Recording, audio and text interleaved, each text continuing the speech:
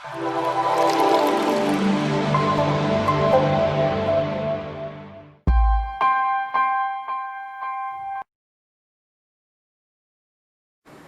वालेकुम, मैं हूं धना कोईदा। क्या हाल है आप सबके? उम्मीद है आप सब ठीक होंगे।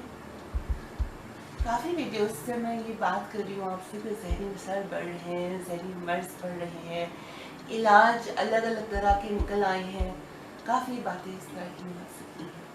और मैंने आपको ये भी बताया है कि पाकिस्तान में कुछ चंद आम ऐसे जहरी मसाइल हैं जो आपको हर जगह मिलेंगे। उन्हीं में से किसी एक के बारे में मैं आज आपसे जिक्र करना चाहती हूँ।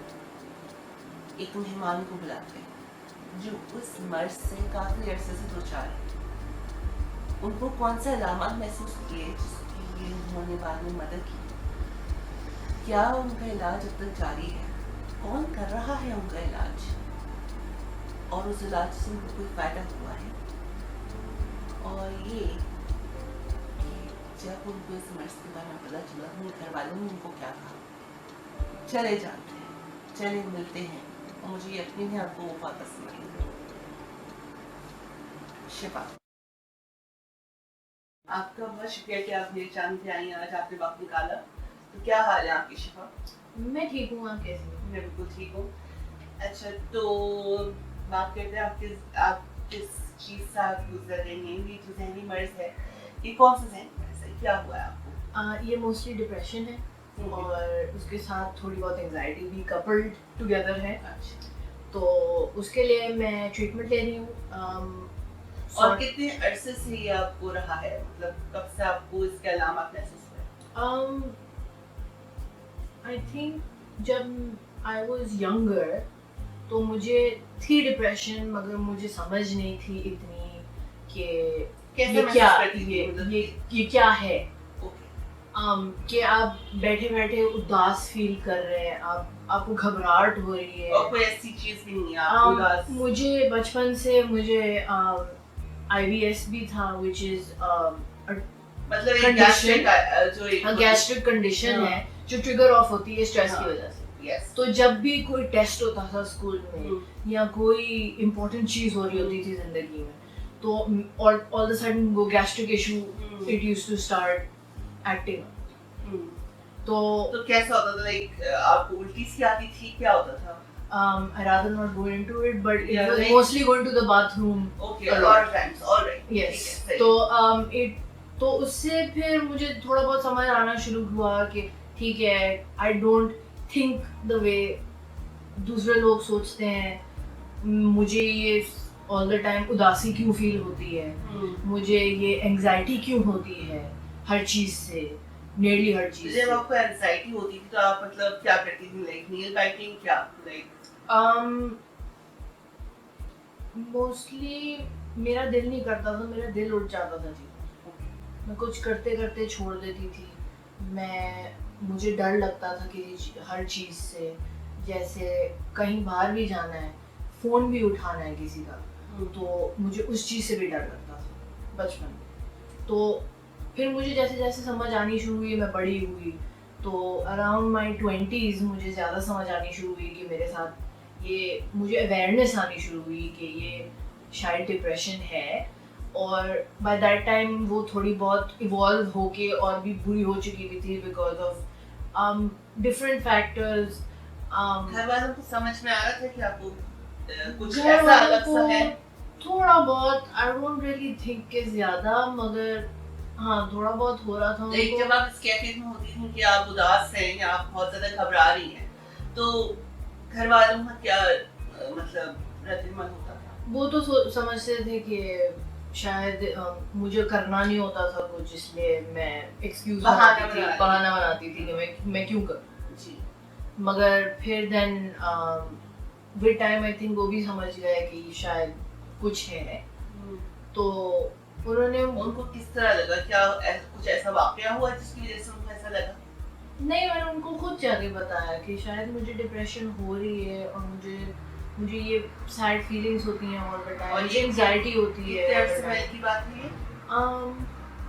I can't really recall, मगर I think about 6-7 years ago. तो जो मतलब 26 साल की उम्र में आपने उनको जाके बताया था कि आपको काफी अर्से पहले से हो रहा था ये।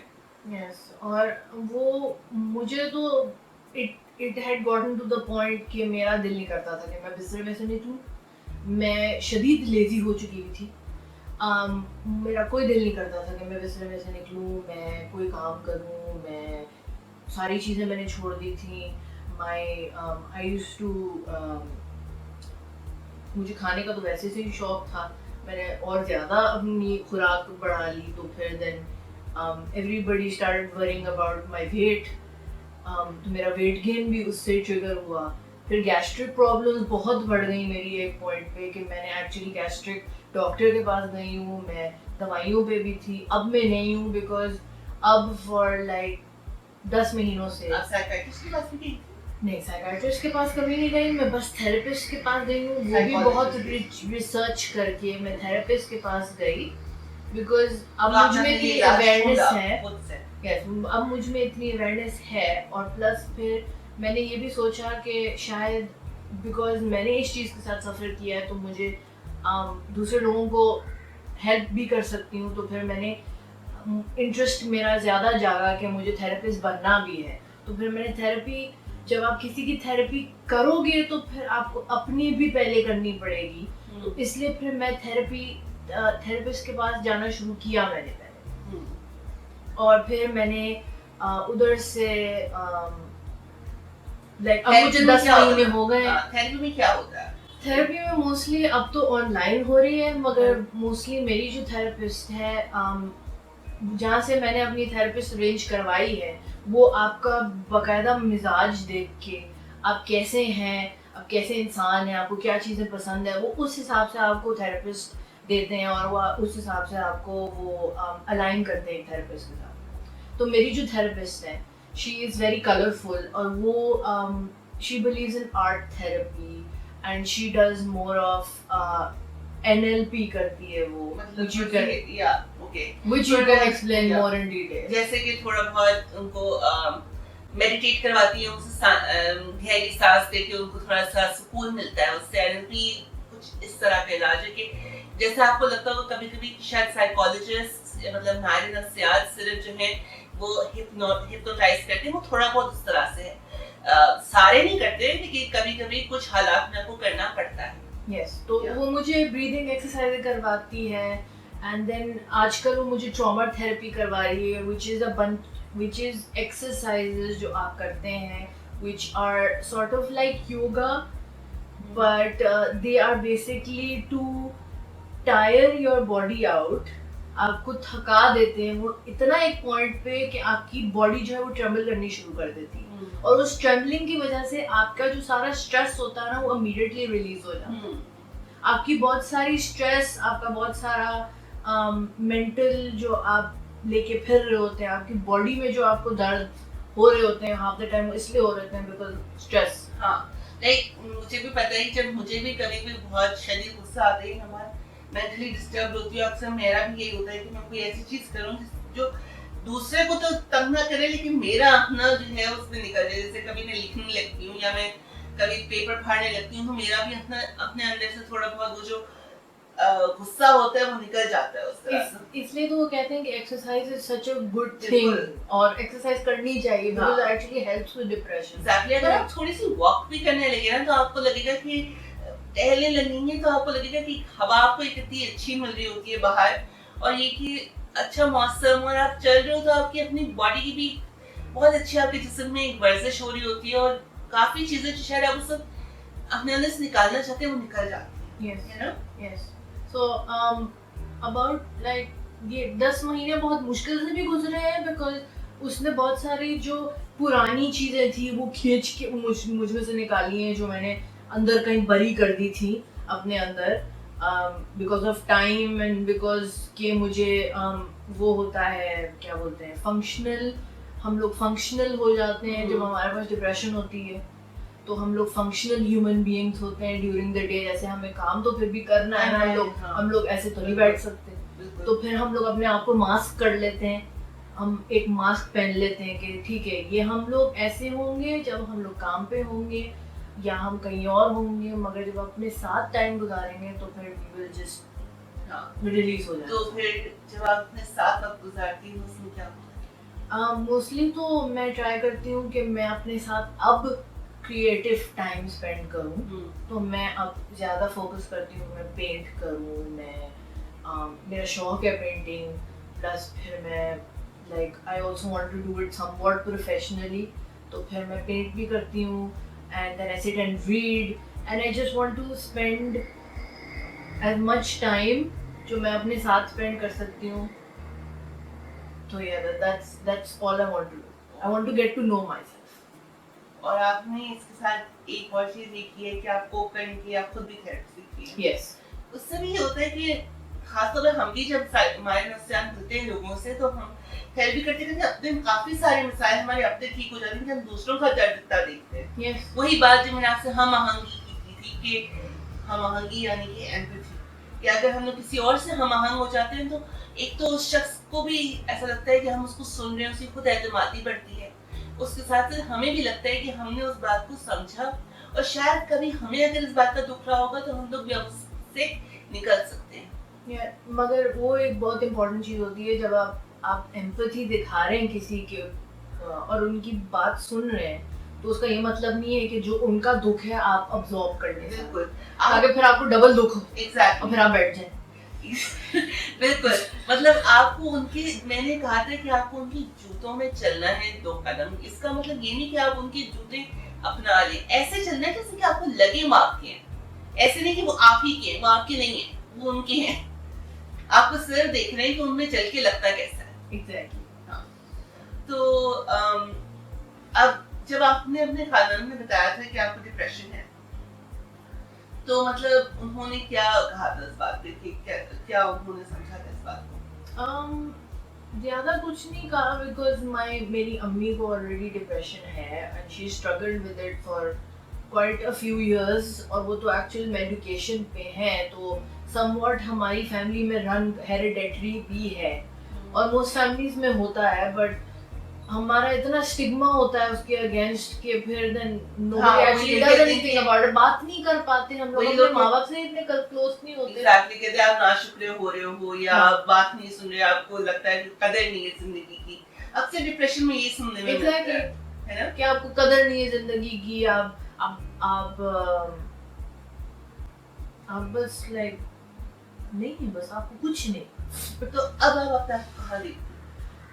I see myself बहुत बेहतर। I see कि अब मेरा कोई फ्यूचर है, बिकॉज एक पॉइंट था मेरी डिप्रेशन में, मुझे लगता था कि मेरा कोई फ्यूचर नहीं है, कि ज़िंदगी बस ऐसी ही गुजर जाएगी। मगर अब मुझे लगता है कि मुझे निकलना चाहिए अपने जोन में से, निकलना चाहिए, अपने आप को पुश करना चाहिए। तो फिर इसलिए मैंने फिर टीचिंग जॉब ली। टीचिंग जॉब में मैंने एक्सेल करना शुरू किया। एक पॉइंट था कि जब मैं खुद कुछ नहीं तैयार होकर मैंने जाया करती थी काम पे, तो बाकी सारे जो मेरे आसपास होते थे वो भी वरी करते थे क्या हो गया, क्यों नहीं तैयार होके आ रही। मगर फिर देन मैंने आहिस्ता आहिस्ता सही से अपना आप को थोड़ा गैदर किया है, थोड़ा यू नो क्या कहते हैं, खुद को संभालने की खुद को संभाला है, खुद को बोला है कि यार जिंदगी अपनी एक ही दफ़ा मिलती है और उसको वेस्ट करना बहुत नाइंसाफ़ी होगी अपने साथ, कि बैठ के फिर मुझे इस बात की डिप्रेशन ना हो बाद में कि मैंने अपनी ज़िंदगी वेस्ट कर दी, जैसे बिकॉज फिर वो रिग्रेट आपके अंदर सेट होना शुरू हो जाता है। अगर आपने एरिक एरिक्सन की थ्योरी पढ़ी हो, have you read it? Not really. अच्छा खैर, ही सेज कि अगर आपकी जिंदगी अच्छी, आपको नहीं लगा कि आपने कुछ किया, तो जब आप एक ऐसी उम्र में आ जाते हैं जब आप अपनी जिंदगी के बारे में पीछे देखने लगते हैं, तो फिर आपने क्या किया है, और उससे भी जो शायद डिप्रेशन उस तक थम गया हो वापस आ जाता है कि आपने जिंदगी में क्या किया था। एग्जैक्टली, कुछ भी तो नहीं किया। तो वो चीज एक है जो मुझे लगता है काफी लोगों को महसूस होती है कि लोग अपनी जिंदगी को वाकई अपने गमों में और सब में और परेशानियों में निकाल देते हैं, अपने लिए जीते ही नहीं है, और वो करना बहुत जरूरी है। ठीक है, अपने गम को हैंडल करना सीखें। सबके पास गम होते हैं, कोई ऐसा नहीं है दुनिया में जिसके पास गम नहीं है, और बहुत सारे लोग हैं जो ये भी सोचते हैं कि हमें अपना गम नहीं बताना चाहिए, नहीं शेयर करना चाहिए, बिकॉज दूसरा बंदा फिर उसको हमारे अगेंस्ट यूज ना करे। तो उस हालात के लिए फिर आपको शायद थेरेपिस्ट के पास जाएं, साइकाइट्रिस्ट के पास या साइकोलॉजिस्ट के पास जाएं, जैसे कि आपका वो है, आपका मेंटल स्टेट है, उस हिसाब से आप जिसके पास डॉक्टर के पास जाएं, जो एक्चुअली ट्रीट करना आए ना उसके पास जाए उसको। तो फिर या तो वो पीएचडी हो या एमबीबीएस हो या कोई इस तरह का हो जिसको आता तो वो कम से कम मास्टर्स में भले की हो एक और साइकोलॉजिस्ट। उसका ये मतलब भी नहीं है कि आप एक ही बंदे के पास जाएं और फिर आप एक ही बंदे के साथ कंटिन्यू करें। आप देखिए आपकी केमिस्ट्री किसके साथ है। हाँ, ये बहुत अहम चीज है। अगर आपका बन ना रहा हो, आपको लगे कि वो बंदा आपको समझ नहीं रहा या आपके साथ थेरेपी में वो वाली चीज नहीं हो रही, चाहे भले जरूरी नहीं है कि उन्होंने पीएचडी या एमबीबीएस किया हो, वो मास्टर्स करने के बाद भी वो साइकोलॉजिस्ट की लीग में आ जाते हैं, लेकिन अगर आपको लगे कि आपकी उनसे बन नहीं रही, क्योंकि इंसान नहीं बनती, यू जस्ट तो हैव टू हाँ। मेक श्योर कि वो प्रॉपर्ली क्वालिफाइड है। हाँ, ऐसा हो कि वो क्वालिफाइड हो और ये कि वो आपकी बात को समझ रहा हो और आपकी बात करना उनसे आसान हो। ये नहीं कि आपको लगे आपको ढूंढना पड़े कैसे बात करो, वैसे ये थकन महसूस हो रही है उनके पास जाने। अब तो बहुत सारे एवेन्यूज हैं जो आप ऑनलाइन, अभी तो ऑनलाइन बिकॉज ऑफ कोविड-19 तो ऑनलाइन हाँ। थेरेपी चल रही है सारी जगहों की। Exactly. और बहुत अब एवेन्यूज हैं जो पाकिस्तान में आप भी जाके ले सकते हैं। Different places online you can find जो अब फ्री थेरेपी भी दे रहे हैं। तो like there is no reason कि अब आप थेरेपी ना लें अगर आपके पास है, Exactly. अगर आपको हेल्प चाहिए तो। और एक और बात, जैसे मैंने पिछली बार भी कहा था, दीन ईमान आपको बहुत सुकून देता है, लेकिन इसका मतलब ये नहीं कि आप सिर्फ उसी की तरफ हो। Yes Don't you think? Yes I mean, सिर्फ दीन या कुरान पढ़ने से तो आपका इलाज आपको नहीं होगा। एक्चुअली अब तो इतनी वैरायटी है थेरेपिस्ट में और डॉक्टर्स में कि आपको अगर आप दीनी हैं भी और आपको ऐसा थेरेपिस्ट चाहिए भी जो आपको दीनी तरह से ट्रीट करे, तो आपको ऐसे भी मिल जाएगा हाँ। थेरेपिस्ट। रूहानी सुकून भी मिल सकता है उनसे। अच्छा, बहुत शुक्रिया आपके आने का। You're अगर welcome. कोई एक मैसेज देना चाहे उन लोगों को जो शायद डिप्रेशन से गुजर रहे हो, कोई भी ज़हनी मिसाल से गुजर रहे हो। I would just like to say that don't think you are alone because you are not. आप अकेले नहीं हैं और because हम सब समझते हैं कि अपने मसलों में हम सब अकेले हैं मगर हम नहीं हैं। तो बस यही कहना चाहूँगी मैं। बहुत अच्छा मैसेज है कि हम कोई अकेला नहीं है, मदद ढूंढने से मिल जाती है, ऐसी बात नहीं कि मदद नहीं मिलती। और ये कि इंशाल्लाह अगर आप लोग मदद ढूंढें तो आपको मदद मिल सकती है और आपके मसाइल खत्म हो सकते हैं। यस तो कोशिश करनी है बस हम सबको। ढूंढने से तो खुदा भी मिल जाता है। हाँ, तो yes. Exactly. जी, तो हम फिर से मिलेंगे इंशाल्लाह एक और नई वीडियो में। इंशाल्लाह कुछ नया पता चलेगा। अगर आपको ये वीडियो पसंद आई हो तो लाइक, सब्सक्राइब और कमेंट जरूर कीजिएगा और अपना बहुत सारा ख्याल रखिए। अल्लाह हाफिज।